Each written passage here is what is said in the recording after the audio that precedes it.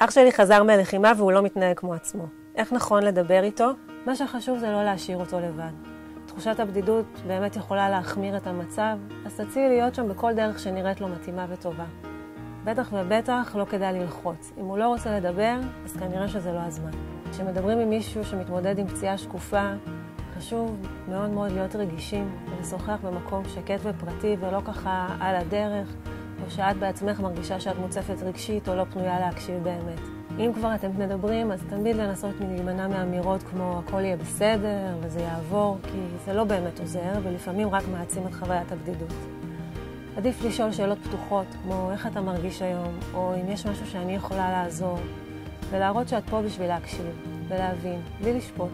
יכול להיות שהתשובה שלו גם תהיה הכל בסדר, אבל שתדעי שעצם זה שאת התעניינת כבר עשה תחושה כנראה יותר טובה, והוא כבר יודע שהוא לא לבד ושיש לו למי לפנות. וכבת משפחה חשוב שתדעי שיש מענים גם עבורך.